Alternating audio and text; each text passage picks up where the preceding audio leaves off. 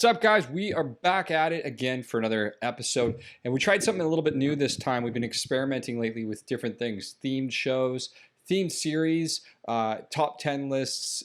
We always love to do a lot of the different interviews, but this time around we brought back a guest who was just recently on, and part of the reason behind that was because we just enjoyed chatting with him. Another reason is we had such a good response to his other episode right there. One of the things that we are so well known for so far in regards to feedback on the podcast has been the educational approach that we take. And so when we find a guest who's really good at breaking down information that we want to share, it's always nice to get that third-party perspective. And so we always like to kind of bring those people back. And, we're so fortunate for having had so many incredible guests to date. So we're excited to bring back Mr. Jared Hope.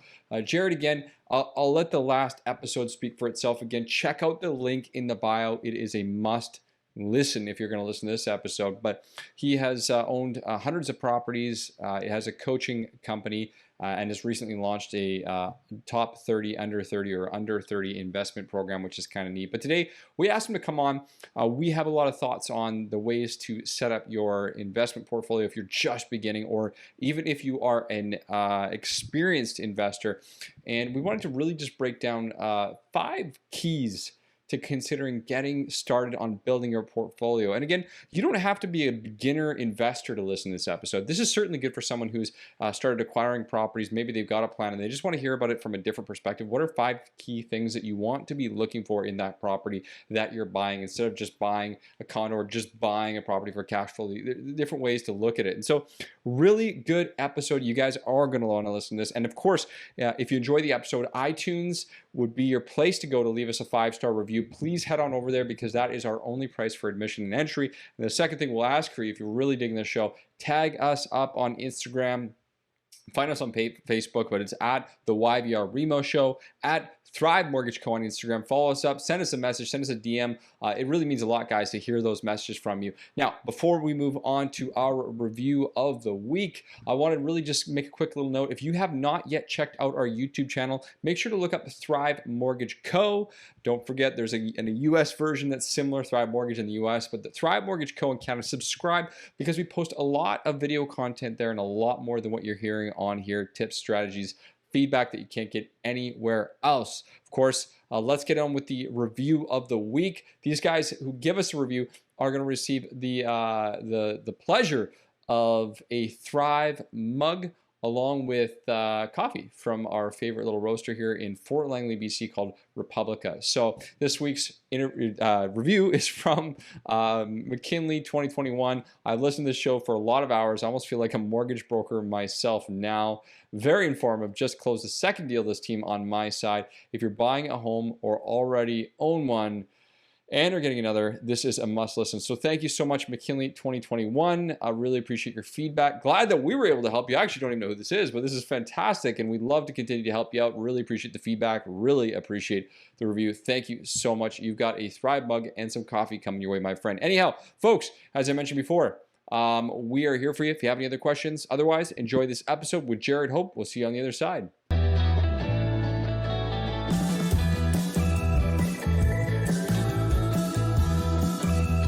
What's up, guys? You are listening to the YVR Remo Show, where we talk all things Vancouver real estate and mortgages, take boring topics and make them interesting. Make sure to stay tuned to listen to everything you need to know how to put cash back in your pocket, create wealth in real estate, and simplify the complicated. Hey guys, we're back at it again, and so quickly with our man Jared. Jared, unfortunately, we're not going to do another introduction today to who you are. You had a fantastic episode a few weeks ago, and if you're listening to this later, a few episodes ago, you guys have to go back for previous listening experience. Go check out the episode with Jared. He gave us a good backstory, a lot of good information about where he's from, and a lot of information about the market conditions and so forth. But today's episode is going to be a little bit more topical, and it's something that, obviously Dean and Derek and I usually talk about in the episode. Anyways, Jared's been nice enough to pop on the show and help really give us a roadmap for that entry-level investor to a few key topics in terms of how to get started, what to look for, what types of areas, and so much more. So we're going to rattle through 4 or 5 different key points that you're going to start looking for as it pertains to beginning investors. Any investor, like any investor, should be looking at these things. Doesn't matter if you're a beginner or not. But these are foundational pieces. So without further ado, welcome back, Mr. Jared. Thank you for having me. No intro. I'm nervous now. I'm all nervous. No intro allowed. You're like straight to it. You guys got to know who he is. You got to get that listening in. If you haven't done so, get out of here and go back and check it out. So Jared, thank you again. Of course, I've got Dean with me here today. What's up, Dean? Doing well, man. Fantastic, as we always are. Hey, we're gonna dive right into it. So, but first of all, Jared, you gave us this list of your foundational pieces as far as what investors need to start looking at and what are the different categories or areas of looking for a property they should consider. How did you come up with this list of 4 or 5 different ideas? It's really just experience. Like I've been on stages all across the country for years, and I've been teaching it, and I see people kind of flying in and just randomly buying a house, and they don't actually think past, I'm just going to go buy a house. Like, they don't think 4, 5, 6 years. They don't down the road. They don't think what happens in a downturn. What happens if the market shifts? Like, no one thinks like that. And so it's just a list of just things I see every rookie investor, whether that is 25, 26 or 35, 45, 55, like when they're just starting out, I see these mistakes happen all of the time. Awesome. Yeah, no, it's a solid list. Like, I want to jump right into it though, man. Like, let's just rattle through this and we'll work in chronological order of the ideas that you brought up. But I think the biggest thing right off the bat is something that no one thinks about. And I saw you post this. Shout out to your Instagram page there. What's the handle for your Instagram, by the way? Jared and Krista. There we go, Jared and Krista. Check that out. You guys posted about this recently, which is your tenant profile and the kind of tenant that you want. And honestly, it's the same thing in our business as far as what types of clients and people we want to work with at the end of the day, and thinking about that first. So we talk about running your real estate business, in this case, your investment property, as a business. Talk to us about this. Like, how does someone even go about figuring out what kind of tenant they want to look for, and why is that important? So this all started back in 2003. When I bought my first house, I had no idea what I was doing. I was following some agent who told me to buy in this certain area because it was the cheapest and it was the best place to buy. And what I found out was it was the cheapest, and it was absolutely not the best place to buy because my tenant profile was shit. Now, the tenant profile was perfect for the area, but I thought I knew I wanted a different tenant profile than that house was actually giving me. So I bought my first 3 or 4 houses like that, where I was listening to these other people telling me where to buy, and I was buying it, expecting a different result. So after about number 5, number 6, I came up with this, it's a simple strategy. It's just go shop where I want to buy. So what I mean by that is, if I was buying an area X and that's the area I thought I wanted to buy in, I'd do some recon before I bought there. I would go, if I lived on the other end of town, I would drive to where I wanted to buy, because I didn't necessarily want to buy where I was living. I wanted to buy in an area that gave me the best return for sure. So I would go shop at the Safeway. I would go, if I was wanting a coffee, I would drive to that end of town and buy a coffee.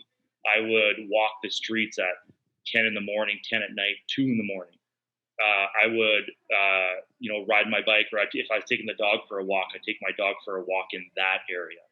So what I was doing was I was researching the tenant profile. I was seeing who lives there. Was it a shopping cart community? Was it a low income community? Was it a middle class? Was it an upper end? What kind of cars were there? And then as you walk a dog, walking a dog's brilliant, because dogs always stop to smell other dogs' bums. So as the dogs are sniffing each other, it's a great opportunity to strike a conversation with the person that is on the other end of the leash. So then because you got to understand the area, because the tenant profile, a lot of times people buy a house in an area that doesn't attract a doctor or a lawyer or an accountant or a upper end clientele, but they think it does. So then they buy the house, and now they're screwed because they're not getting the results that they want. So I thought on that right off the bat is like, how do you even build out a tenant profile? Like, how do you start there? Because I mean, there's probably many good tenant profile opportunities, and doctors may not actually even be the best tenant profile.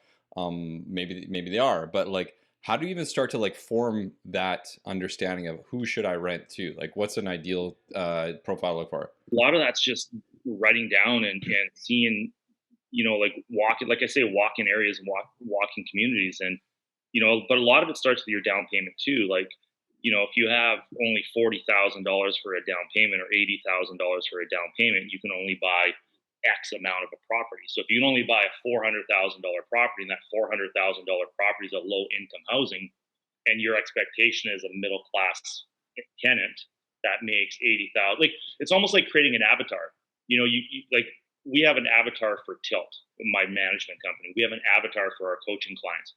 Like, we're crystal clear on what we want for those types of clientele. We also have an avatar for every single property that I've bought. I have an avatar. And I shouldn't say that. Every property I buy now, I have an avatar. Here is the tenant profile: 30 to 40 years old, young couple young kids, small pet. So that means I need a yard. I need to be close to a school. I need some parking. I need to be close to Starbucks. As 30 to 40-year-olds, they love to drink Starbucks. They don't want to be around, like, they don't typically drink McDonald's coffees or Tim Hortons coffees. Some will, but my avatar of my tenant will drink a Starbucks. So I think where people have to start is, they don't start with the house. They have to create the avatar of what it is that they want for the tenant. And because the truth is, I say this all the time, the truth is, it's so easy to buy a house. It is so hard to buy multiple houses and have success, because most people don't understand the avatar of their clientele.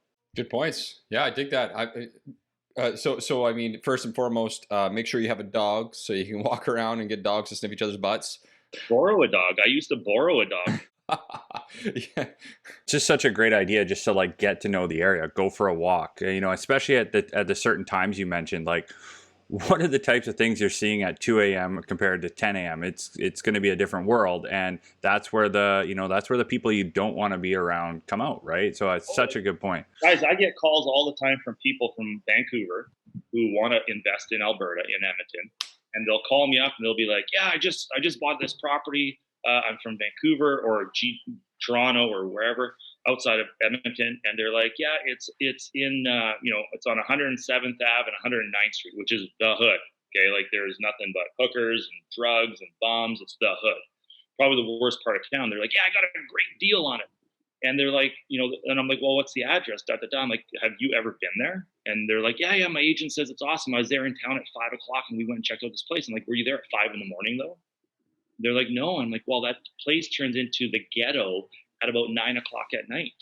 There's drugs, shootings, hookers on the corners, drug deals on every corner. Like, is that if you put a tenant in there, they're gone in 30 days.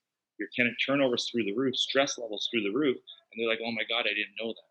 No shit. Because a realtor is guiding them, and a realtor gets a commission. Once the realtor gets the commission, they're gone. They're not giving it back. So it's really interesting to hear you say that, because it's exact same thing that actually some good real estate agents that we work with, so the good ones I should say, actually advise their clients a lot of the time. If there's a client that's moving from out of a city area or out of the neighborhood and they don't know an area, they always say, like, "Hey, like, go there off hours, go there at different times, like drive there during your normal rush hour and check it out, see what it's all about."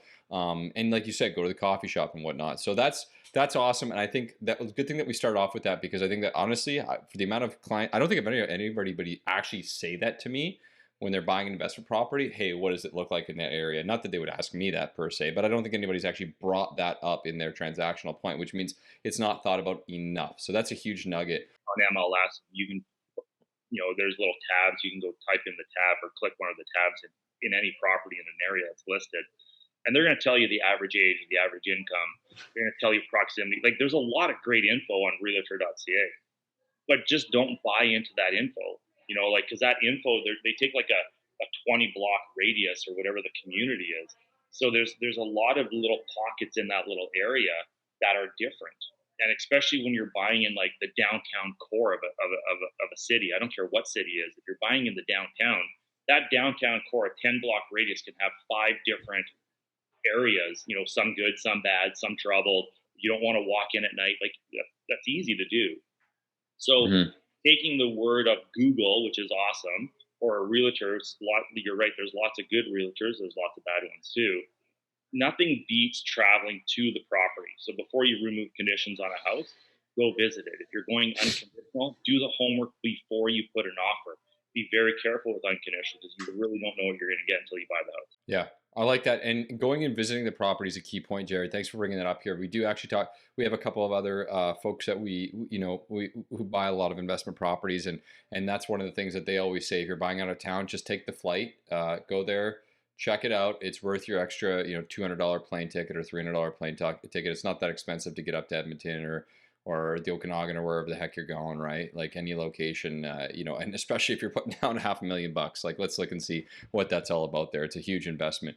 Let's move on this because we could piggyback on this. So that's number one is your tenant profile. Number two is about the area, which we're already talking about right now.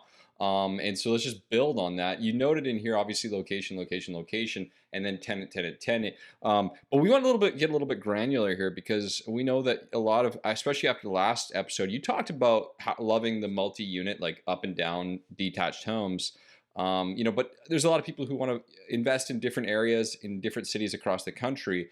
So when you're talking location, I guess there's probably two levels to that. High level being city, and then maybe lower level being neighborhood.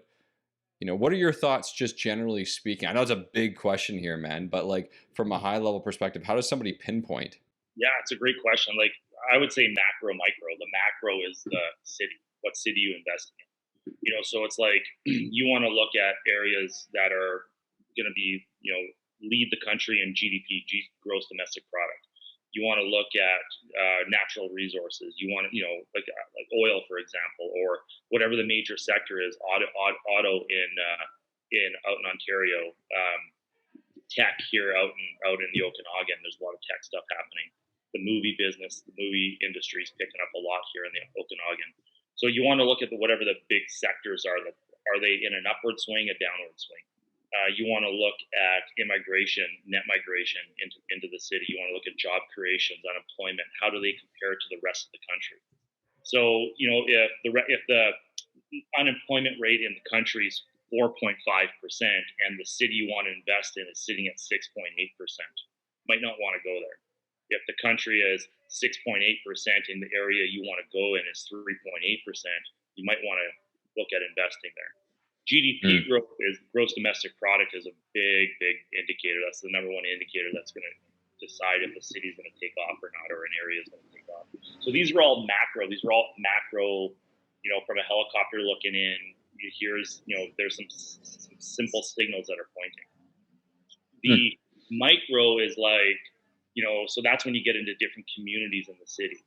And that's where it's so important to understand your tenant profile. Like one of the things, and any tenant profile works, to be totally clear. Like you could go buy, I got probably 20, 25 properties that would be low end. Like my rents are dirt cheap. My tenant profile is low, but that's my avatar. And those tenants work as long as you have the right property for them to live in. And, they might not be, they're tenant worthy. They might not be tenant worthy for like a $3,000 or $4,000 rental price, right? Their rental price is like $1,000. So when you get into the smaller the area, the certain areas, it's like a lot of it's going to depend on what your tenant profile is. So I only buy within like a 8 block radius of Starbucks. I only buy around schools who do not have hot lunch programs. Nothing wrong with the hot lunch program. I think it's a great system. It's just my tenant profile doesn't fit that mold 85% of the time.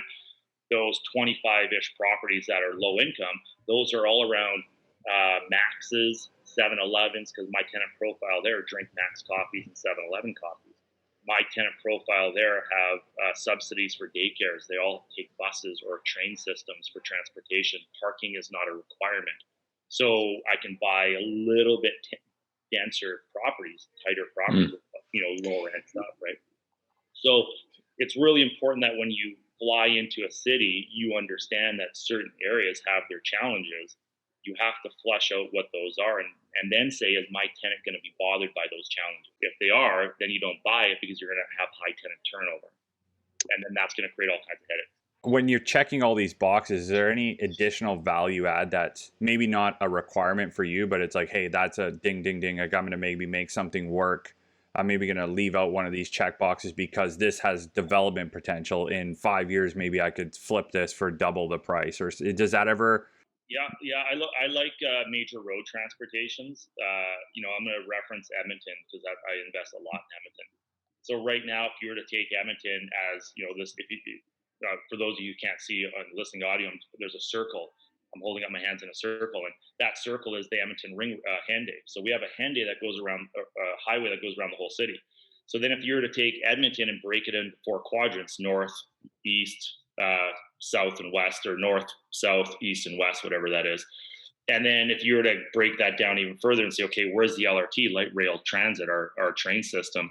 We have a train system already running to the east. We have a train system already running to the southwest. We have a train system going straight south. We have a train system going straight west.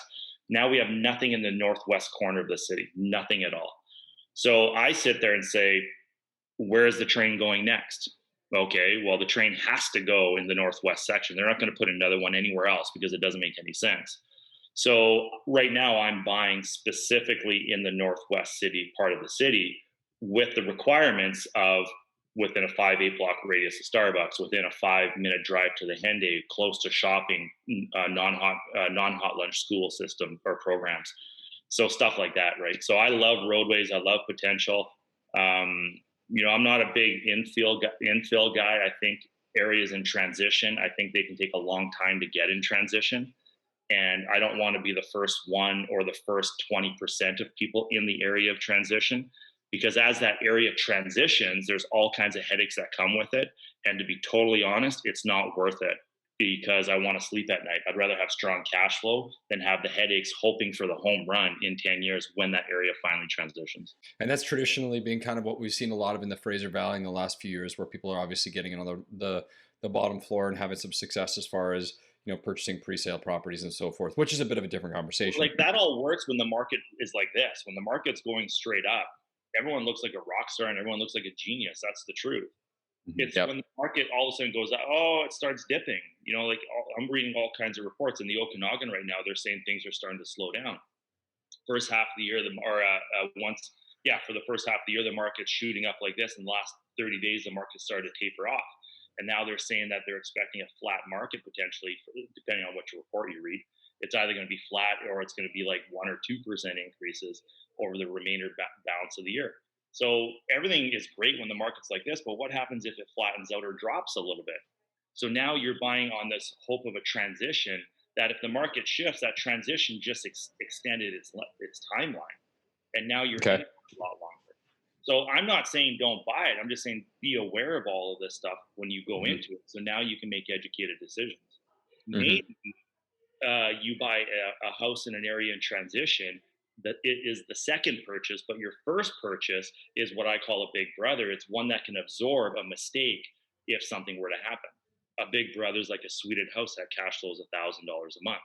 You go buy a big brother, a legally suited house that has strong cash flow. You want to go take a flyer on a area in transition. Something happens, if market shifts. Well, this one can absorb any losses of that. That's a great point. Versus taking the money out of your pocket and paying for it after tax dollar after you have to go work more to pay that bill. There's a way to insulate your portfolio that you're always protected with little risk. Are there any exit strategies that you consider, or is it always long-term cash flow? Like an exit strategy would obviously be the development property, the transitioning area, but is there any other exit strategy that you're considering as part of your checklist? Yeah, a great question. So that's a question for someone who specifically invests in Vancouver.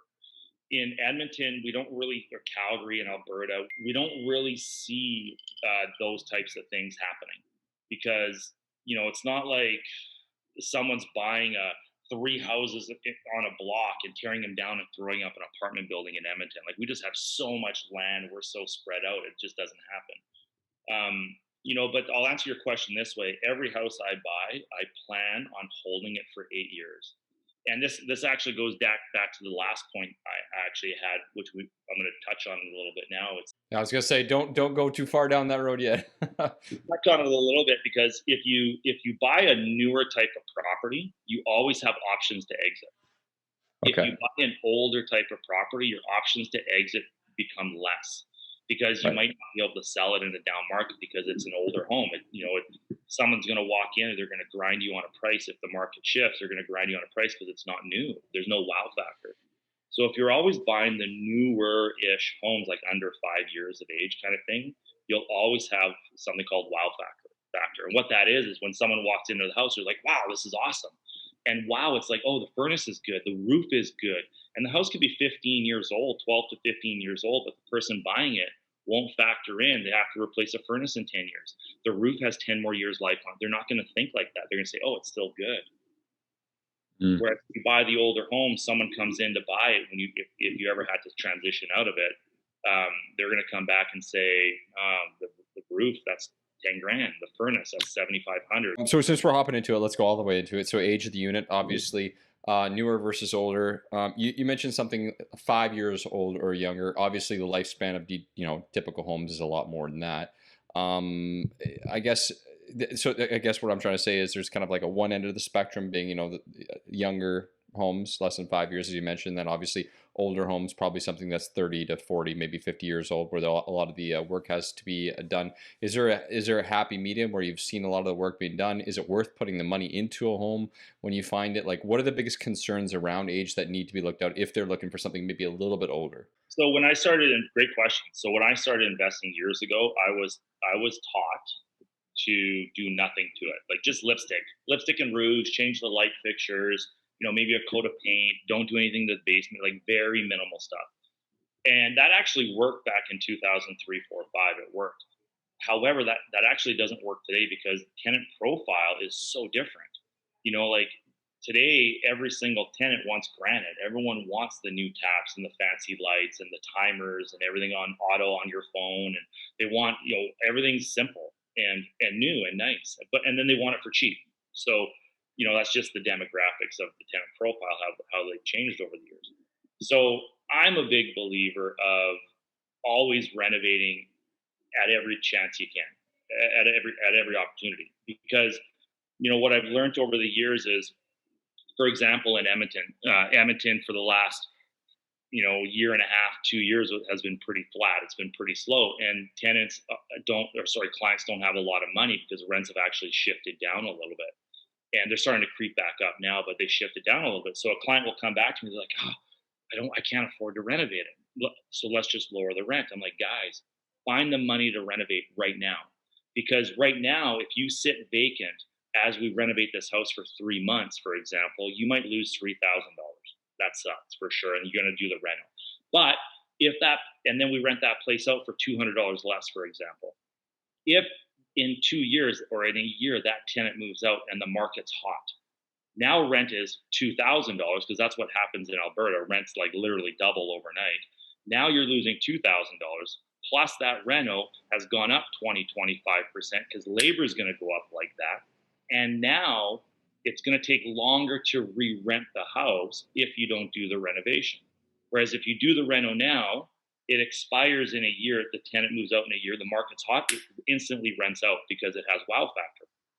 Or in a year when the market shifts, if that tenant still stays there, we can crank up the rent. And I'm not talking 2% up increase. I'm talking $500-$600 increase, because that's what we can do in Alberta.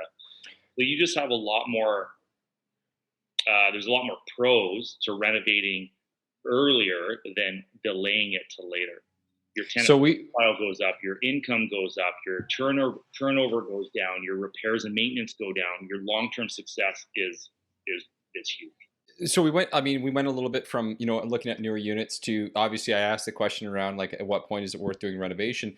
I'm going to bring it back on track with regards to the age of the house or the unit. I don't know if you dabble in stratified properties as well as detached homes as well. At that point, first of all, is there a big difference in what age you're willing to go with a stratified unit? Forgetting about the intangible.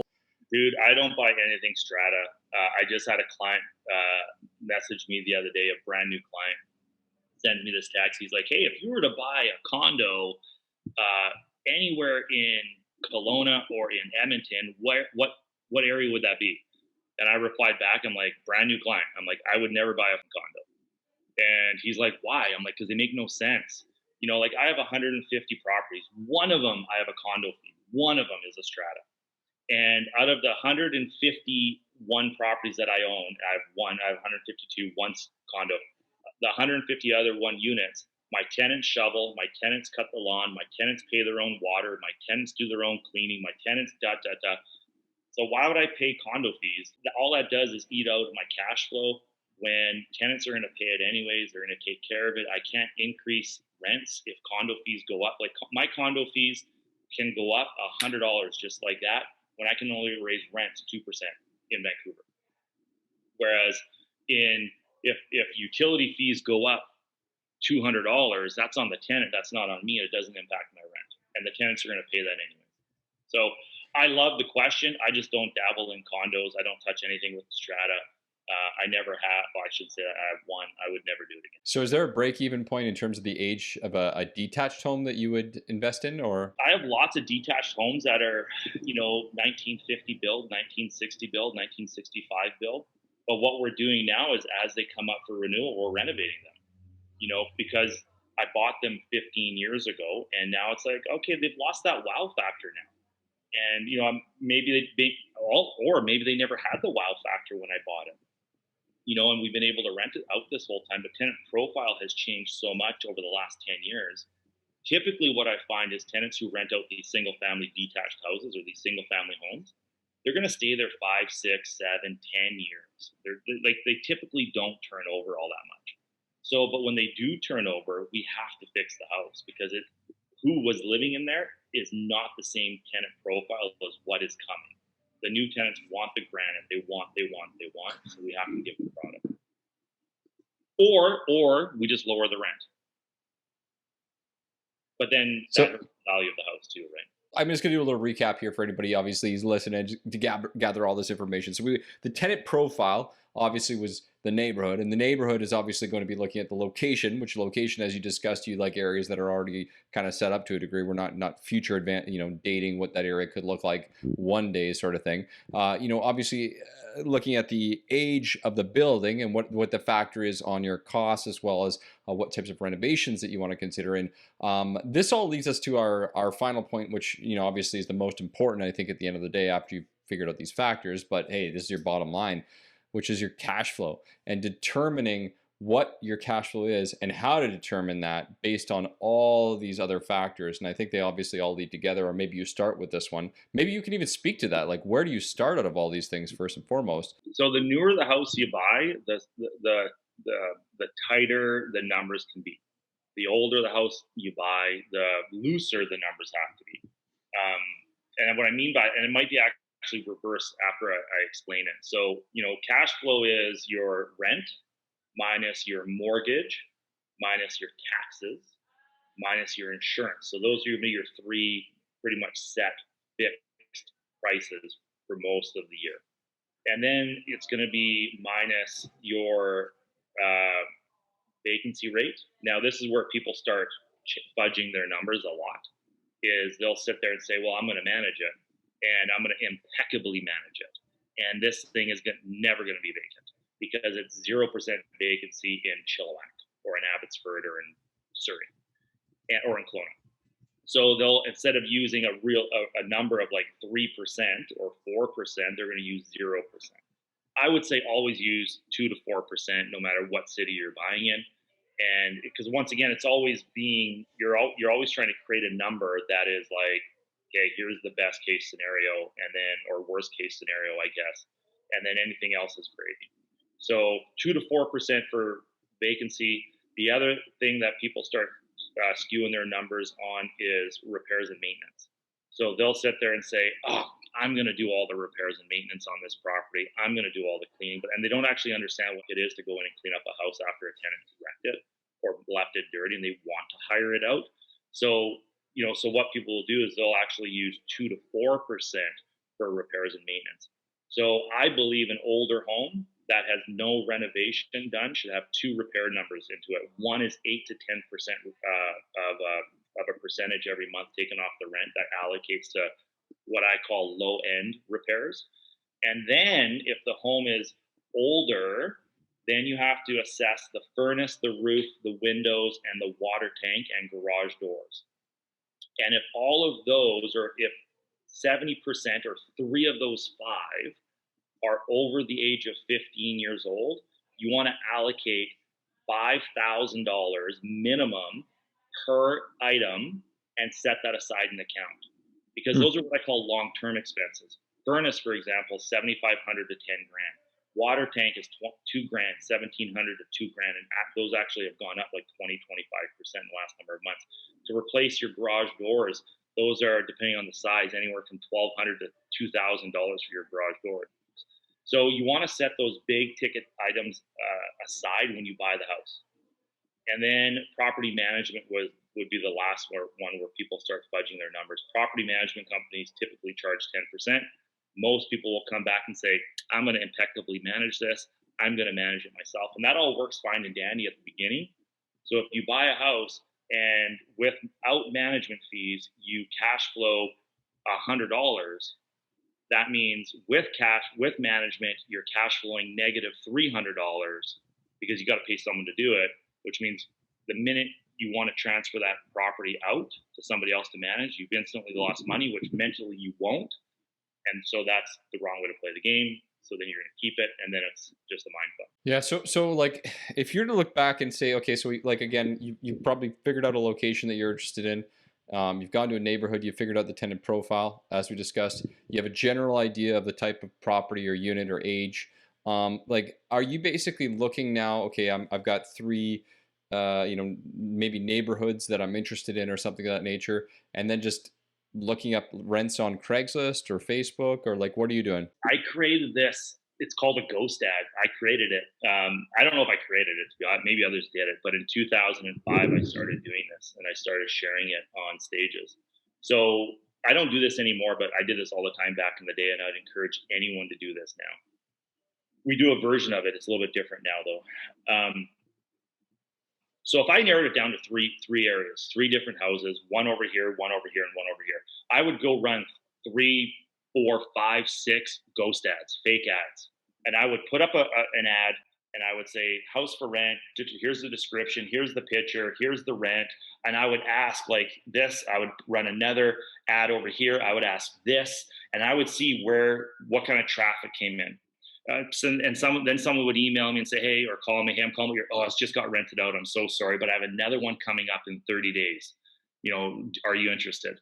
Yeah, I'm interested. Okay, great. So now what I'm doing is, 1, I'm building confidence that I know what my rents are. And 2, I'm building a list of potential clients that might want to buy it if I decide to remove conditions on this house or put an offer on it. It's a great strategy for people who go unconditional, for example, and they don't really know, and they need a quick, they'll have to close quick, and then they want to rent it out quick. Go run some fake ads before you throw the offer. That's the best way to get to know the market, because you can go research Rent Faster, GottaRent.com, Rent Board, all these other sites. And to be honest, that's all bullshit, because right now we have about 17 to 19 places for rent, for example, in Edmonton, and we have about 45 ads running. 45 ads. So of those 18 real ads, 45 ads. So I have 20 some odd ads that are fake. So we're testing the market. We're seeing what's going on with the market. So if you're now researching the market and then you look at my fake ads, my ghost ads, you might be screwed, because I might be marketing at 2,200 when the real rent is 1,600. So for example, if we have a place at 1,600, we'll go, hopefully it's just all landlords who get this and it's not tenants, so they know what I'm doing. But if we have a place at 1,600, we'll go market 3 or 4 places for 1,800 to 1,900 in the same area. So what we're doing is we're pushing traffic to this 1,600 one. And then this 1,600 one goes, and then these fake ones go off the site. It's what somebody's going to pay, right? It's like, it doesn't matter. You go on Craigslist and you try and figure it out for yourself. For all we know, there's 100 ghost ads on there of other people doing the same thing you're doing, and it could technically mean nothing. So like, what is somebody going to pay?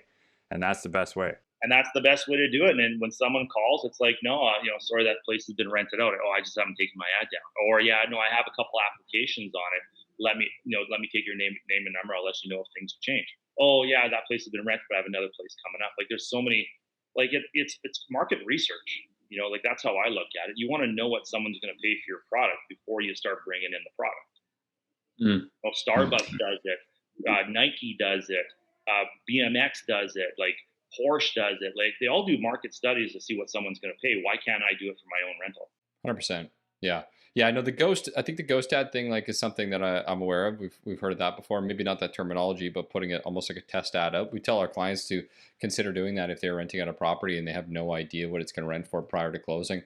That's a big one. The putting multiple ads out is really interesting, and maybe different pictures or different addresses or just a general picture or something of that nature. That one's really interesting because it really pushes someone to it, which is yeah. I mean, I would suggest. So here's a true story. I did this on Facebook. I ran a couple fake ads on Facebook, and I didn't know this, but I mistakenly used a similar picture to another house, and Facebook shut me down. So they legit kicked me off Facebook Marketplace. And I was off Facebook Marketplace for like 6 weeks. I had to file all these reports and complaints, and they had to investigate for me to come back on. And I'm like, oh, sorry, it was a mistake. Because they have these algorithms that are watching all this shit. So don't Yeah. use same pictures of two different properties. They'll collapse your account. 1984, baby. They're always watching, always watching. That's some good.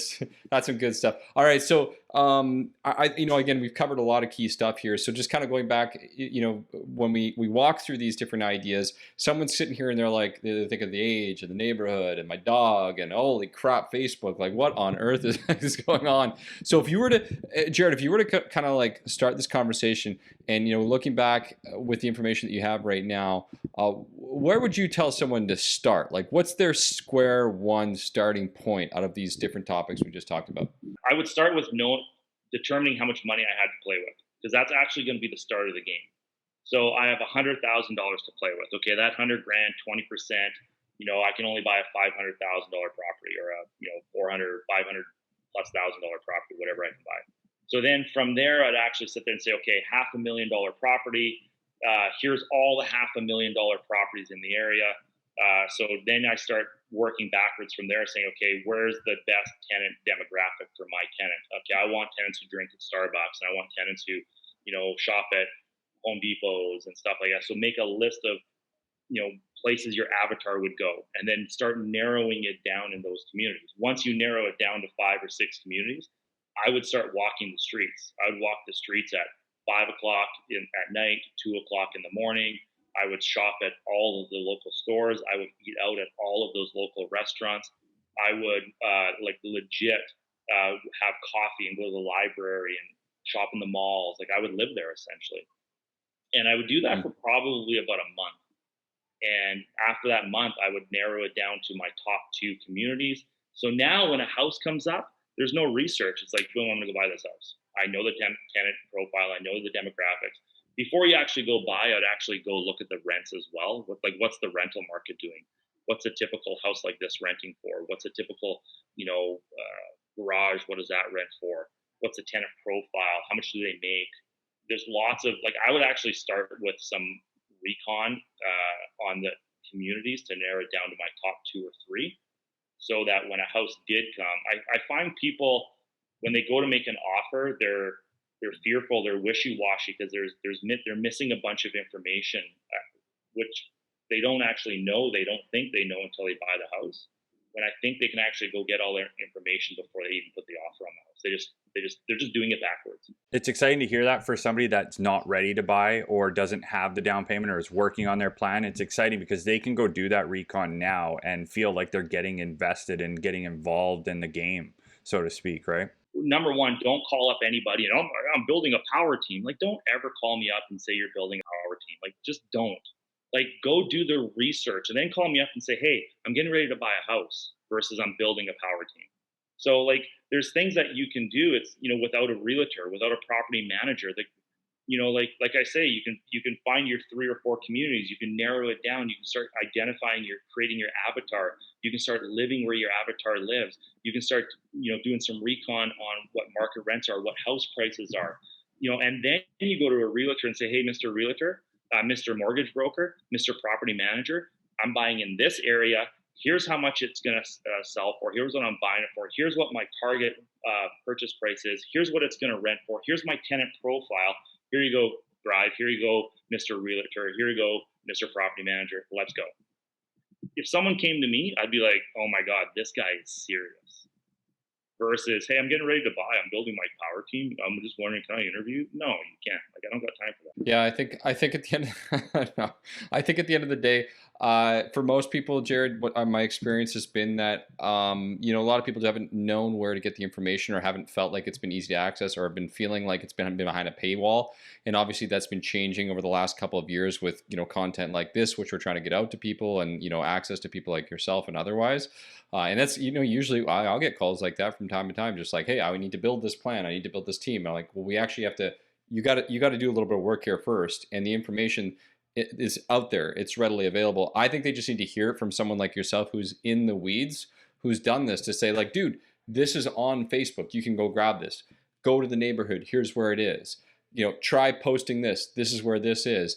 And you can do. It's not that difficult. It is a little bit of work though. Like, man, money's not free, so you got to do some work to make it. You put in the time and the energy up front, it's going to make it so much easier down the road. It's like, I see it all the time. It's like people don't, not everybody, but a lot of people, it's like they'll just take someone's word for it. And which is fine. Like, I don't trust a lot of people. And if anyone tells me to do something, I research before I go do it anyways. But there's a lot of people that will just take someone's word for it. And it's like a $500,000, $600,000, $700,000 investment. It's just like, whoa, like slow down. Like, like, this is your house when you're done with it or when you close. So let's make sure it's the right fit for whatever it is that you want to do. And I actually think that every house and I shared this earlier with you guys, I think everyone should be buying for 8-year increments. If you buy a house in year 1 and at year number 8, that house should be revisited to sell. I'm not saying sell it. I'm just saying at the 8-year mark, you should look at selling, because at the 8-year mark, you would have bought it down enough to recover double your money. You would have got your original investment back, plus you would have made double your down payment. So that's a good time to sell. But once again, that's an avatar of the property. Most people, they just buy a house and then they think they have to keep it for 25 years. And I just think that's the wrong way to play the game. It's like, buy the house, when it hits X, liquidate it. If it hits X at number 8 year, or it hits X at number 5 year, or it hit X at 15 year, that's fine. That's when you end the game.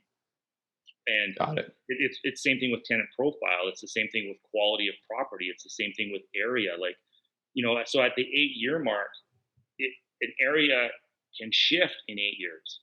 Like, you might buy an area in an up and coming new community, but 8 years later, that area is not an up and coming new community anymore. All those people, they're all starter homes and they've all moved out.